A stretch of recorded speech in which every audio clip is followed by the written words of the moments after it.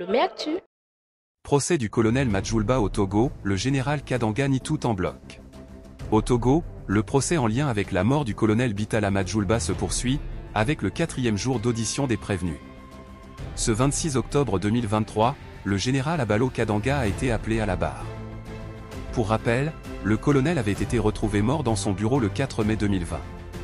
Il aurait été assassiné suite à la prestation de serment du président Ford Gnassingbé à laquelle il avait assisté. Figure centrale de ce procès, le gal Kadanga s'est tenu devant la barre ce 26 octobre 2023. Il a répondu aux graves accusations qui pèsent contre lui, entrave au bon fonctionnement de la justice, complicité d'assassinat et complicité contre la sûreté intérieure de l'État. Les déclarations du général Kadanga. Dès le début de son interrogatoire, le suspect a catégoriquement réfuté toutes les allégations portées contre lui.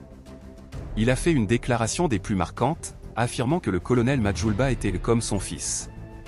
Il a souligné qu'il ne pouvait en aucun cas être lié, de près ou de loin, à l'assassinat du colonel. Lorsque le procureur lui a demandé pourquoi il avait autorisé l'unité de service des armées à s'impliquer dans l'enquête, alors que la gendarmerie était déjà sur le terrain, le général a expliqué que sa décision était basée sur la confiance qu'il avait accordée à l'USM, un service militaire spécialisé dans les enquêtes internes.